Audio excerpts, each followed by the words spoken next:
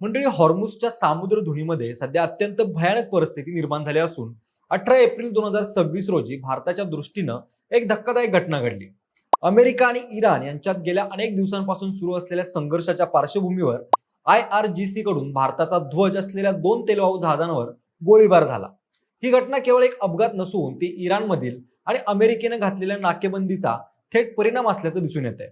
या संपूर्ण प्रकरणाचं गांभीर्य समजून घेण्यासाठी या युद्धाची पार्श्वभूमी काय होती, हा हल्ला कोणाकडून आणि का करण्यात आला, त्यानंतर भारतानं आक्रमक भूमिका काय घेतली आहे, या सगळ्या गोष्टी सविस्तरपणे जाणून घेऊयात या व्हिडिओच्या माध्यमातून.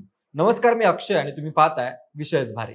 सध्याच्या जागतिक परिस्थितीनुसार पश्चिम आशियातील तणावानं आता धोक्याची पातळी ओलांडली असून अमेरिका आणि इराण यांच्यातील प्रदीर्घ संघर्षाची झळ थेट भारतीय जहाजांना बसू लागली आहे.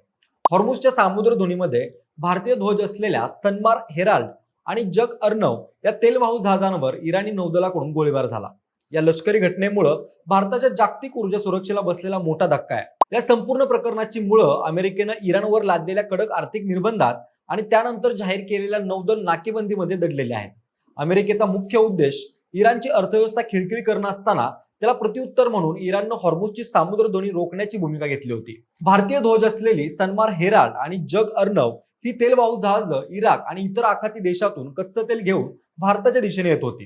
ही जहाजं येत असताना इराणी नौदलाच्या IRGC ने त्यांच्यावर भीषण गोळीबार केला, ज्यामुळं संपूर्ण जगात खळबळ उडाली. ही घटना का घडली, तर याचं मूळ म्हणजे अमेरिकेनं इराणमधला संघर्ष आणि अमेरिकेनं लादलेल्या निर्बंधावरती आहे. अमेरिकेनं इराणची आर्थिक रसद तोडण्यासाठी त्यांच्या बंदरांची आणि मेन म्हणजे हॉर्मुझच्या सामुद्रधुनीची नाकेबंदी जाहीर केली होती आणि याच भागातून इराणला कोणताही व्यापार करू न देण्याचं धोरण तयार केलं होतं. त्याला प्रत्युत्तर म्हणून इराणनं या मार्गावरून जाणाऱ्या कोणत्याही देशाच्या जहाजांना लक्ष्य करण्याची धमकी दिली होती आणि दुर्दैवानं या संघर्षात भारतासारख्या मित्र राष्ट्राची जहाजेही भरडली जात आहेत. या भारताच्या असणाऱ्या जग अर्नव आणि सनमार हेराल्ड या 2 जहाजांना इराणच्या रिव्होल्युशनरी गार्ड्सनं प्रवेश नाकारला होता आणि त्यांना आपला मार्ग बदलावा असे आदेश दिले होते. मरीन ट्रॅफिकच्या ट्रॅकिंग डेटानुसार ही जहाजं ठरलेल्या मार्गावरून जात असताना लारक बेटाजवळ त्यांचा वेग मंदावला आणि त्यानंतर त्यांनी यू टर्न घेतला. त्यानंतर ही जहाजं ओमानच्या ईशान्येला 25 सागरी मैल समुद्रात असताना त्यांच्यावरती इराणच्या गन बोटीतून गोळीबार झाला. या जहाजांमध्ये असणाऱ्या सनमार हेराल्डची खोली 21 मीटर आहे. याचा अर्थ हा टँकर तेलाने पूर्णपणे भरलेला आहे. खरं तर मंडळी, हॉर्मुझची सामुद्रधुनी हा जगातील संवेदनशील आणि महत्वाचा व्यापारी मार्ग मानला जातो, कारण जगाच्या एकूण तेल पुरवठ्याच्या सुमारे 30% हिस्सा याच अरुंद मार्गातून वाहून नेला जातो. अमेरिकेच्या नाकेबंदीमुळे त्रस्त झालेल्या इराणनं हा मार्ग युद्धजन्य परिस्थिती म्हणून घोषित केला असून तिथून जाणाऱ्या प्रत्येक जहाजाची कडक तपासणी आणि प्रसंगी बळाचा वापर इराण करताना दिसत आहे. ज्यावेळी भारतीय जहाजांवरती गोळीबार झाला तेव्हा त्या जहाजावरील कॅप्टन आणि इराणच्या नौदल अधिकाऱ्यांमधील संवादाच्या काही क्लिप्स व्हायरल झालेल्या होत्या. त्यातून या घटनेची माहिती समोर येते. जहाजावरील कर्मचाऱ्यांनी इराण नौदलाला सांगितलं की आमचं नाव तुमच्या मंजुरी यादीमध्ये असताना आणि आम्ही भारताचे प्रतिनिधित्व करत असताना आमच्यावरती गोळीबार का केला जात आहे. यावर इराणकडून मिळालेलं प्रत्युत्तर अतिशय आक्रमक होतं. त्यांचं म्हणणं होतं की जोपर्यंत अमेरिका त्यांची नाकेबंदी हटवत नाही तोपर्यंत या क्षेत्रात कोणालाही सूट दिली जाणार नाही. तर मंडळी, या जहाजांवर झालेल्या गोळीबारामुळे भारतीय जहाजांचे किरकोळ नुकसान झालं असून काही कर्मचाऱ्यांना दुखापत झाल्याची माहिती माध्यमांनी दिलेली आहे. त्याचबरोबर या घटनेचे पडसाद भारतावर अत्यंत तीव्र स्वरूपात उमटत आहेत. आपल्या गरजेच्या 80%हून अधिक कच्चं तेल आणि LPG याच मार्गाने येतो.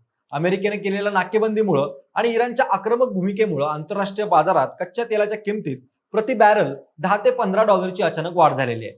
जरी नाकेबंदी जास्त वेळ टिकली तर भारतात पेट्रोल आणि डिझेलचे दर गगनाला भिडू शकतात, ज्यामुळे महागाईचा मोठा भडका उडण्याची भीती व्यक्त केली जाते. केवळ तेलच नाही तर भारताला लागणारा LNG, ज्यावर आपली खतं, कारखाने आणि वीज निर्मिती अवलंबून आहे, त्याचा पुरवठाही खंडित होण्याच्या मार्गावरती आहे. भारतासाठी हे मोठं संकट आहे, कारण आपल्याला एका बाजूला अमेरिकेसोबतचे संबंध जपायचे आहेत आणि दुसऱ्या बाजूला इराणकडून येणाऱ्या तेल पुरवठ्याची सुरक्षा सुनिश्चित करायची आहे. या गंभीर प्रकरणानंतर भारतीय परराष्ट्र मंत्रालयानं अत्यंत कडक आणि आक्रमक भूमिका घेतलेली आहे. परराष्ट्र सचिव विक्रम मिस्री यांनी तातडीनं दिल्लीतील इराणच्या दूतावासातील वरिष्ठ अधिकाऱ्यांसोबत बैठक घेऊन या घटनेचा तीव्र निषेध नोंदवला.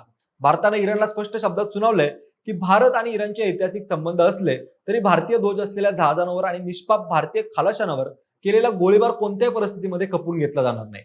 भारताने इराणला त्यांच्या जुन्या आश्वासनांची आठवण करून दिली, ज्यामध्ये इराणने म्हटलं होतं की भारताच्या ऊर्जा गरजा पूर्ण करणाऱ्या जहाजांना या संघर्षातून संरक्षण दिलं जाईल. एकूणच ही परिस्थिती आता एका निर्णायक वळणावरती उभी आहे, जिथं जागतिक महासत्तांमधील वादामध्ये भारताचे आर्थिक हितसंबंध धोक्यात आलेले आहेत. इराणनं भारताच्या मागण्यांकडे पॉझिटिव्हली पाहिलं नाही तर भारताला अमेरिकेच्या दबावाखाली न येता स्वतःचा मार्ग शोधावा लागेल. भारतासाठी आता हे मोठं आव्हान आहे की अमेरिकेची नाकेबंदी आणि इराणचा संताप या दोन्ही देशांना बॅलन्स ठेवून आपल्या देशातील इंधनाचा पुरवठा सुरू ठेवणं. येणारे काही दिवस भारताच्या परराष्ट्र धोरणाची आणि सागरी ताकदीची खरी परीक्षा घेणारे ठरणार आहे. कारण या युद्धाच्या आगीत भारताला आपली अर्थव्यवस्था वाचवायची गरज आहे. इराणने जर ही हतबलता दाखवत भारतासारख्या मित्र राष्ट्राला लक्ष्य करणं थांबवलं नाही तर भारताला आपलं धोरण बदलावं लागेल, असे संकेत आता अधिकृत पातळीवरून दिले जात आहेत. बाकी मंडळी, भारताच्या अमेरिकेबद्दलच्या मैत्रीमुळे रशियासारखा इराण देश सुद्धा आपल्यापासून दूर जात आहे का, याबद्दलचं मत आम्हाला कमेंट करून नक्की सांगा. सोबतच आपल्या विशेष भारीच्या युट्यूब चॅनेलला सबस्क्राईब करायला विसरू नका. धन्यवाद.